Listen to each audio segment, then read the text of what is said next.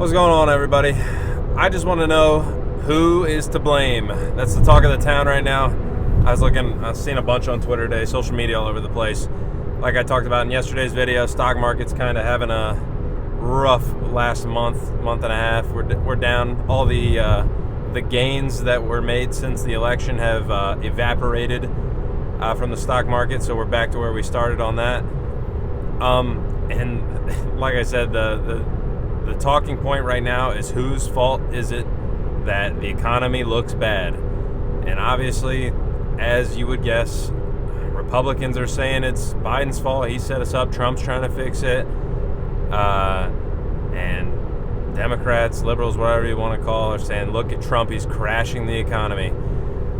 And I want to talk about this because I think it's kind of funny. And I'm talking about purely in an economic sense here. Like, the president of the United States has the most power of any single person in the world, I would say, probably pretty easily. It's not really close, I don't think.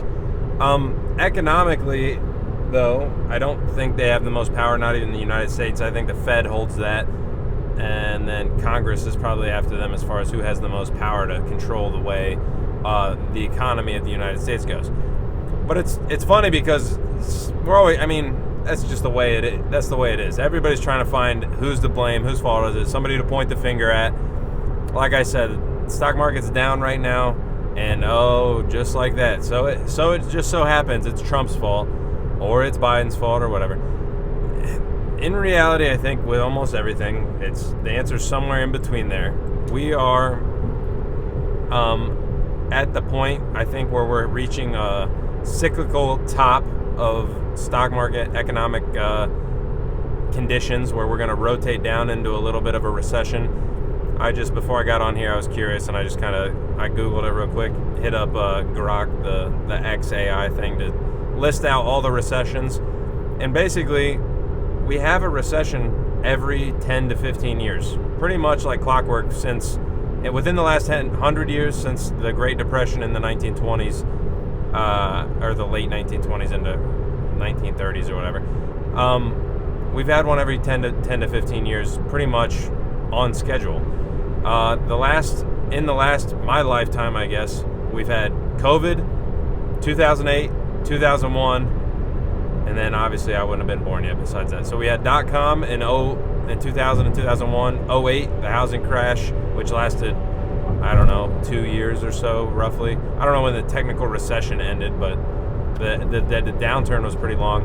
And then we had COVID, which was probably one of the shortest recessions we've ever had, mostly because, in my opinion, I think it was artificial in the sense of, obviously, everybody panicked. We shut the economies off for literally like weeks to months at a time. Some countries shut their economy down for like half a year. So, of course you're going to have a recession if you shut the economy down. But we recovered almost instantly. Now, we can get into that some other time about how we printed more money than has ever been seen by man or God, and that pulled us out of the recession by injecting trillions and trillions of dollars into the economy. It's not like an original thought or anything. The going consensus and theory, which I personally subscribe to and I think makes the most sense logically, is we injected all that money into the economy. We're going to pay for it eventually. There is going to be, and COVID was not enough to atone for the sin of how much money we injected into the economy. Just because we are down, to get it back to baseline is not. Asset prices are at all-time highs, even though the stock market's down from its all-time high a little bit. Pretty much, we're at all-time high stock market prices, home prices all-time high. Everything is the most expensive it's ever been. I wonder why. Because that's how inflation works. Supply demand, it's pretty simple. You put all the money into the economy, you gave out all this free money, prices go up. That's how it goes. Asset prices go up.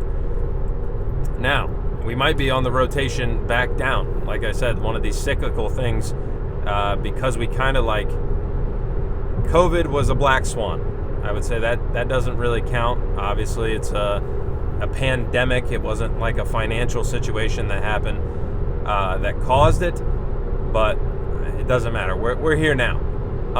And now, like I said, the discussion is whose fault is it? A lot of it goes to the president, I don't know, like the old saying, the buck stops here and all this shit about our government, and the president is the top of the government in theory. Like, he is the figurehead, he is the top, he is the end all be all of the United States government. I know, separation of powers and all that stuff, there's 3 branches. You get what I'm saying, though.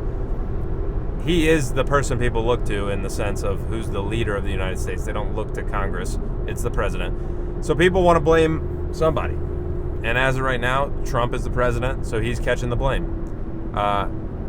Again, my personal opinion, whether you agree or disagree, let me know in the comments if you think I'm just bullshitting, but I think the economy has been much weaker than it's been led on for the last maybe 1.5 years, 2 years probably. Really, since COVID, I don't think we ever really recovered. I think that was just after effects of all this money being thrown into the cycle.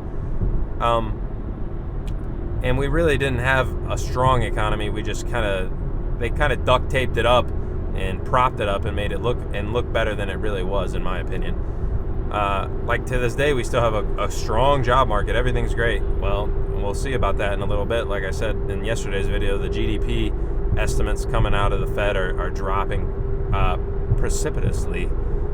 So we'll see what happens. I mean, it's a long game. We're going to see where it shakes out. Hindsight's 2020, and we can look back in 5 years and go, holy shit, yeah, they were bluffing on all these economic numbers they came out with, and that was all just basically fabricated. And I think in reality, that's roughly what's going to happen, honestly. I think it's going to be something similar to that. But like I said, back to the president and who to blame and all these things. You can be partisan if you want, one way or the other. My honest to God opinion is it doesn't matter at all. It doesn't matter who the president is. Obviously, they have some sway. They can do some things that they can enact policies or push for policies and whip the government into shape if their party is in control, and do things that will obviously have huge economic impacts. I know now, but I don't remember it happening, obviously, but like Obamacare, huge, like healthcare spending bills and things like that have huge impacts. Obviously, COVID, all the stimulus money that came in had huge impacts. Trump had tariffs in his first term. Biden obviously tried to do the student loan things. That would have had huge impacts. They obviously still somehow got some of it through and spent a couple $1 billion there. Wars, you could say Biden got us into 2 wars, basically. And we're not directly involved, but we're directly involved in Ukraine and the Israel conflict that is now coming to a temporary close, I guess you could say. That had economic impact. It's like I've talked about before on here. That's uncertainty. The markets do not like uncertainty. A war is not very certain, so that's a bad thing to do. And now we're rolling into Trump tariffs part 2. Oh, I guess and Biden injected a bunch of money into the economy too. He spent pretty much just as much as Trump did, even though COVID was over at that point. So, I mean, the trend is we're going to keep spending more money. So I'm sure Trump will honestly, he might spend a little less than Biden, but you can use COVID as an outlier to say, hey, they've been spending more money than you can imagine. Trillions and trillions and trillions, and we're never going to stop. We'll just keep doing it. These things have impacts on the economy. Trump right now is pushing for the Fed to drop rates. Inflation is already on the way up. If they drop the rates, the inflation is going to go higher. Asset prices go higher again. So I don't know. Without a full-blown collapse of like the stock market, you drop rates, in theory, the stock market goes higher. House prices go higher. We're already at all-time highs. How much higher can it go? Like I said, we're on a cycle. Where it goes, if it goes, there's always going to be a pullback. There's always going to be a recession. And like I said, it doesn't matter, because if you're playing it smart and you're just doing what you're supposed to do as far as investing and setting yourself up as best as you can, minimize risk and dollar cost average into assets, basically stock market, you're going to come out on top in the end, or it's not going to matter, like I've said before. But you're going to make it out all right. Timing the market, doing all these kind of things typically does not work out. Not to say you can't do it, it just probably won't work out. The stats don't show that it's going to work out well for you if you try to do that. I'm personally not going to do that. I'm going to keep buying. I've talked about it before. I just rolled my 401k over.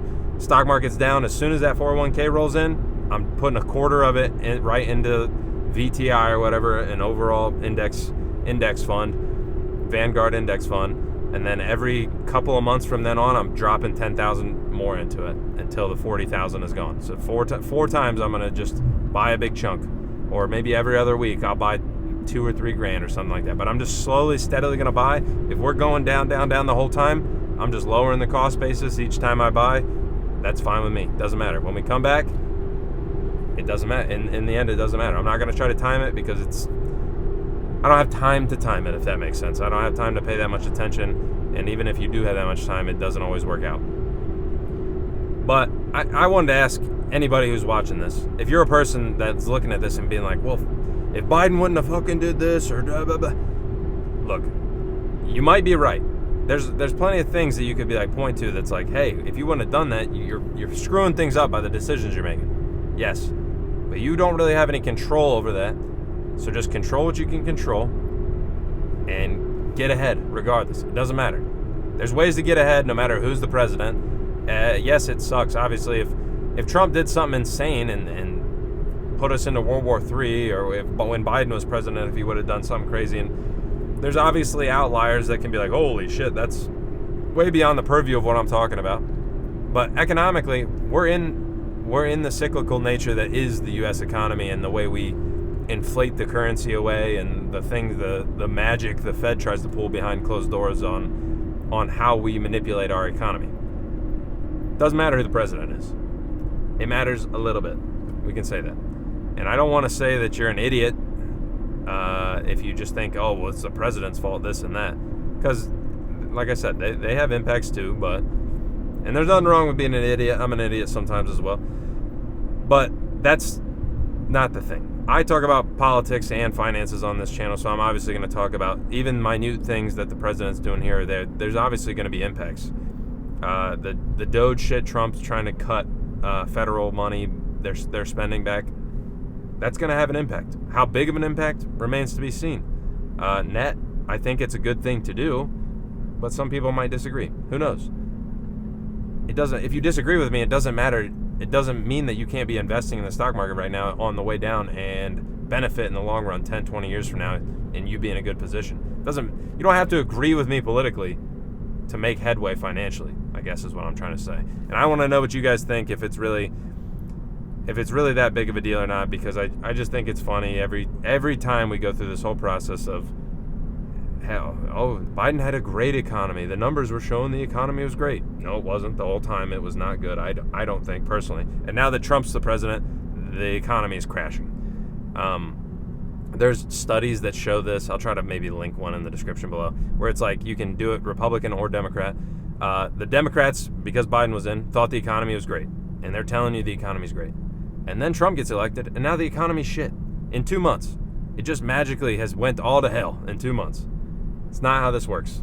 Our economy's what's our GDP? $30 trillion or something like that.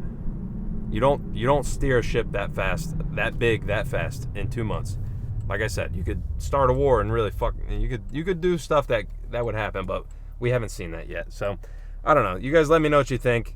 Like I said, I hope regardless of your political thoughts, feelings, whatever, however it is, you still make the right moves financially and do what you can to get ahead regardless, because it can be done. So, I don't know. Let me know if you guys got anything out of the video. Like it if you did. Appreciate it. Subscribe. Come back. I'll be here every day pretty much. And if you didn't, dislike it. Tell me why. And I'll catch you guys tomorrow.